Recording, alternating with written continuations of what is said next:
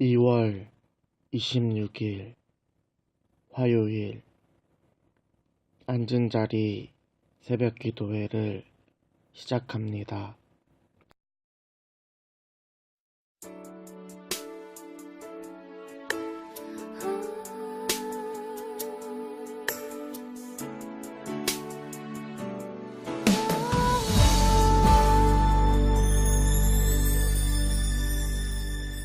주님 다시 오실 때까지 나는 이 길을 가리라.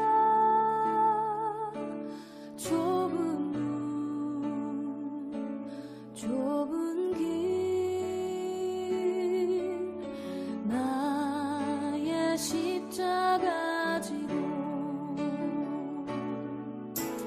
나의 가는 이 길 끝에서 나는 주님을 보리라.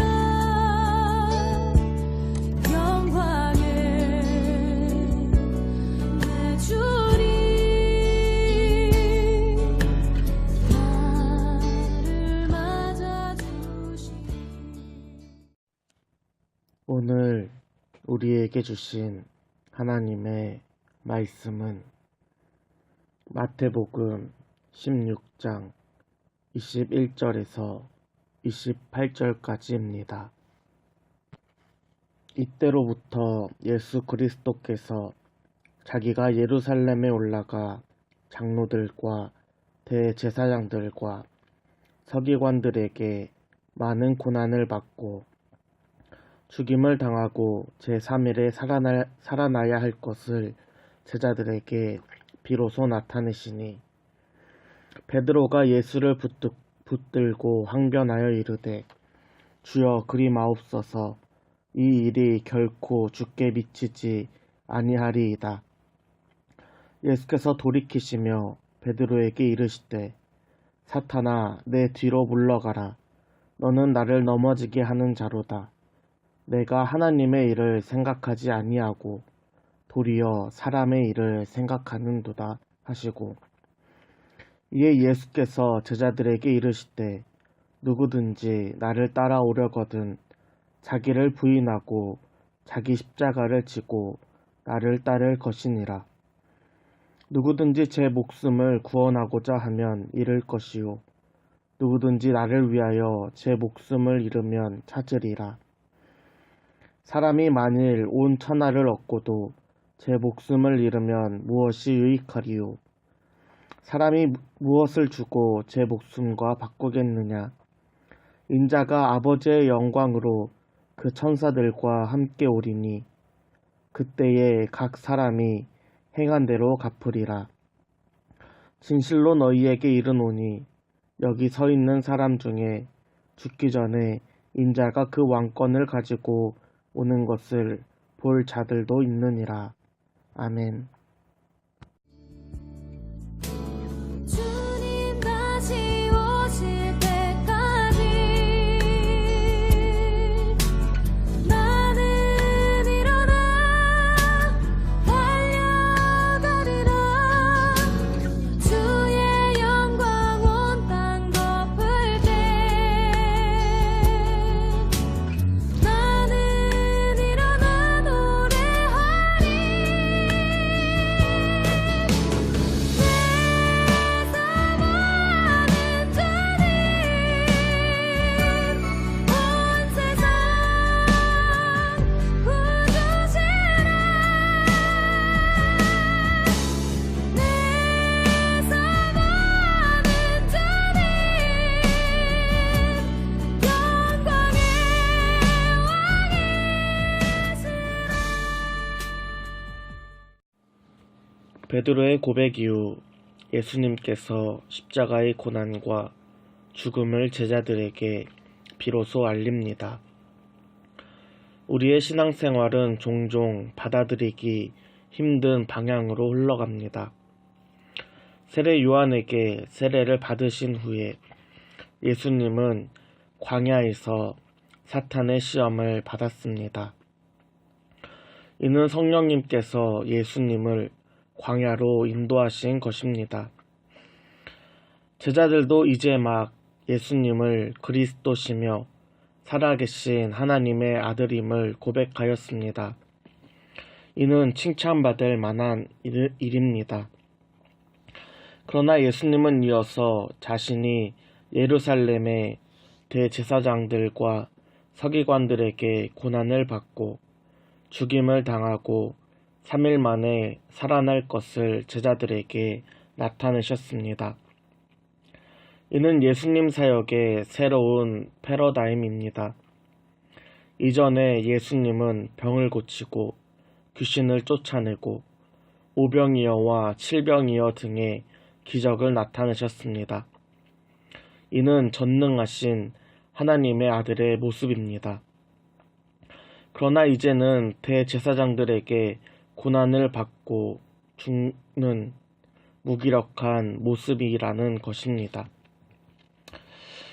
예수님을 따라다니며 말씀을 듣고 눈으로 기적을 확인한 제자들에게는 엄청난 충격입니다. 제자들은 예수님을 보면서 기대하고 동시에 꿈을 꾸었습니다. 예수님이 유다민족이 그토록 기다리던 메시아, 그리스도가 아닐까 하는 기대로 가득 찼습니다. 병을 고치고 천국을 가르치시고 기적을 행하는 예수님의 능력을 통하여서 유다민족을 억압하는 로마로부터 자유를 줄 메시아로 생각하였습니다.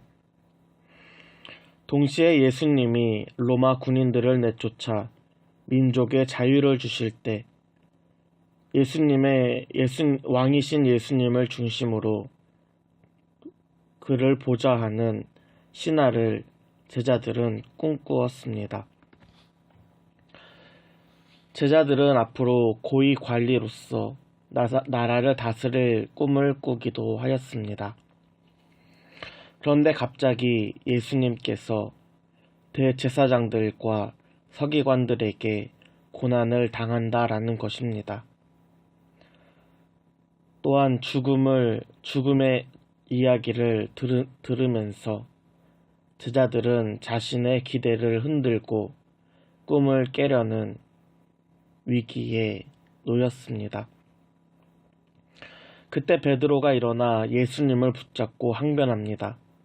다른 성경에서는 대들었다라고도 기록하고 있습니다. 주님, 그러면 안 됩니다. 절대 그러실 수 없습니다. 베드로의 항변에 예수님은 즉시 베드로를 꾸짖습니다. 사탄아, 물러가라. 너는 나를 넘어지게 하는 자다. 내가 하나님의 일을 생각하지 않고 오히려 사람의 일을 생각하는구나. 베드로를 포함한 제자들이 가지고 있던 기대와 꿈은 사람의 일이었습니다. 온 인류를 죄에서 구원할 메시아가 아니라 로마로부터 유다 민족을 구원할 메시아, 자신들에게 권력을 줄 그리스도로 축소시켰습니다.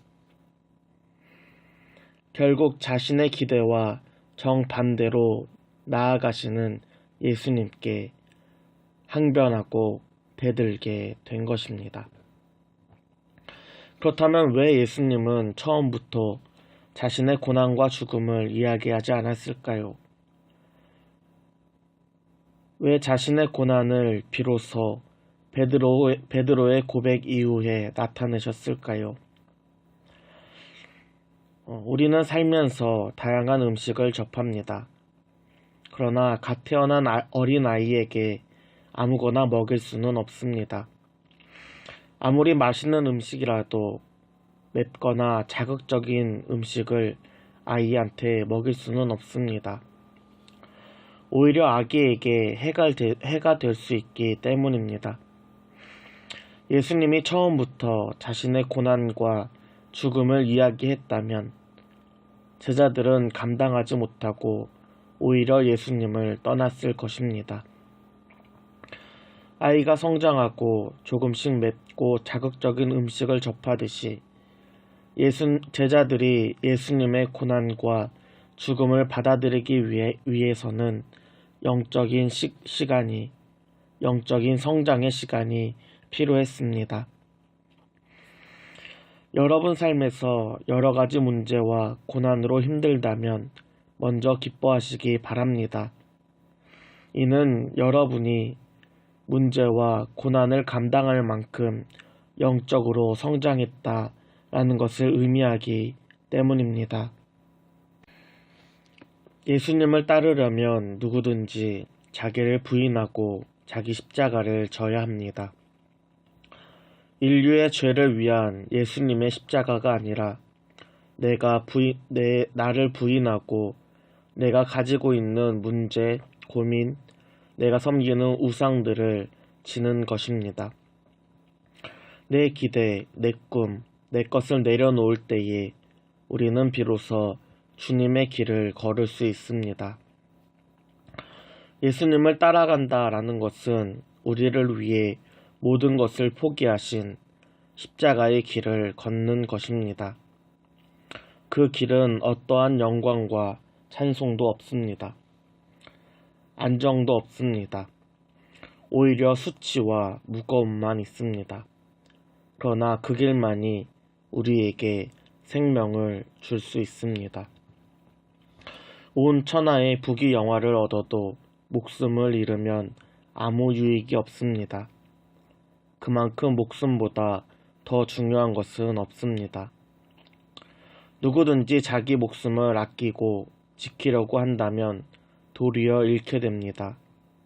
반대로 이는 인간의 노력으로는 죽음의 문제를 해결할 수 없기 때문입니다.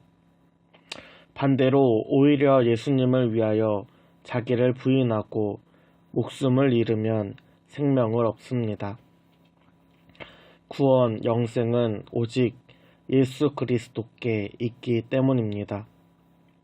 오늘 우리의 삶에서 나를 부인하고 예수님을 위하여 십자가의 길을 걷길 바랍니다.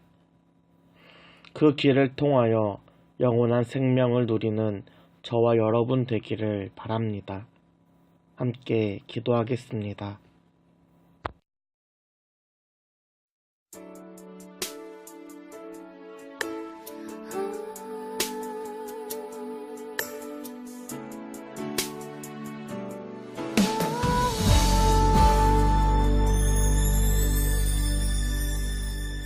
주님 다시 오실 때까지 나는 이 길을 가리라.